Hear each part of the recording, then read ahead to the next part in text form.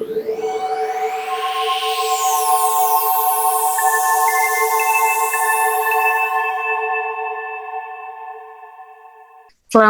malam, Mbak.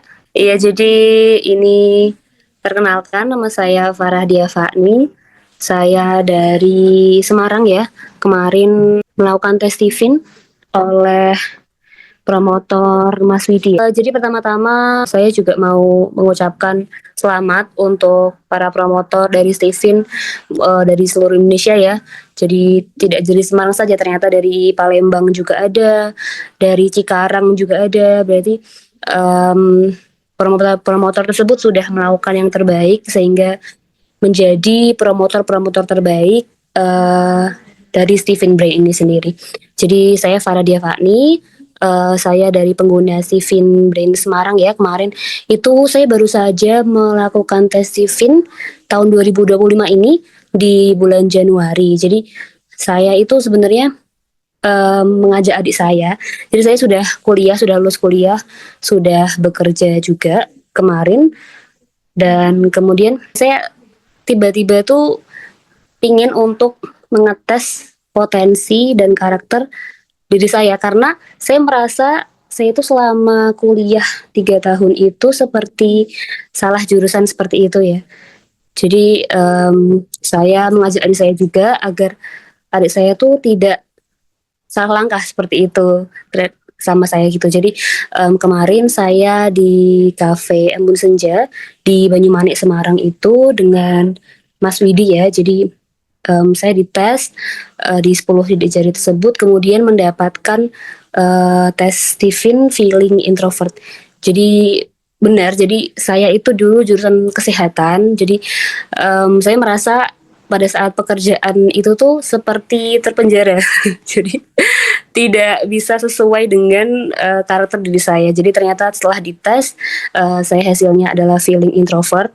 Jadi ternyata setelah dijelaskan oleh Mas Widi seperti itu, saya sebetulnya itu cocok dengan pekerjaan yang berhubungan dengan banyak orang dan juga jadi pekerjaan seperti psikologi, kemudian HRD seperti itu. Jadi bukan di ruangan tertutup atau kantor tertutup yang tidak bisa berhubungan dengan orang. Jadi pekerjaan yang sebaiknya atau cocok saya lakukan itu adalah pekerjaan yang memang berhubungan langsung dengan banyak orang, kemudian mengobrol dan juga berkomunikasi dengan banyak orang seperti itu. Kemudian adik saya itu saya ikutkan tes juga, jadi mendapatkan hasil insting yang dimana sebetulnya karakternya itu sangat cocok sekali ya dengan adik saya. Jadi saya kadang-kadang bingung kenapa tiba-tiba adik saya tuh sangat random sekali, tiba-tiba mau apa, tiba-tiba marah, tiba-tiba sedih gitu. Ternyata insting itu memang ya maunya itu random. Jadi sebentar-sebentar ganti, sebentar-sebentar maksudnya apa gitu. Jadi ternyata ya harus dituruti saja. Jadi tidak perlu memusingkan kenapa sih seperti ini, karena ya insting itu orangnya memang um, serandom itu. Jadi kita harus bisa menyesuaikan adik saya. Jadi um, adik saya juga nantinya kan saya sempat khawatir, maksudnya mengenai jurusan kuliahnya, takutnya kalau salah jurusan seperti saya seperti itu. Ternyata kalau orang insting itu dijelaskan oleh Mas Widi ya. Jadi kemarin dijelaskan kalau orang insting itu sebenarnya di mana saja itu dia bisa beradaptasi dengan baik. Jadi mau ditaruh di kedokteran maupun ditaruh di komunikasi, di hukum, di mana saja asal anaknya itu bilang terserah gitu loh. Jadi kita saya sebagai kakaknya dan juga orang tuanya itu nanti tinggal mengarahkan saja anaknya mau gimana. Jadi anaknya itu bisa serba bisa. Jadi ditempatkan di mana saja itu nantinya dia bisa beradaptasi dengan baik gitu. Jadi dan saya pun juga jadi tahu. Jadi di pekerjaan sebelumnya itu tuh saya sempat sakit-sakitan. Jadi terus sampai mengidap sampai asma saya kumat gitu. Ternyata harusnya pekerjaan pada saat mood saya kurang baik atau memang stress release ya yang diperlukan oleh orang feeling introvert itu ternyata curhat atau membicarakan hal-hal yang membuat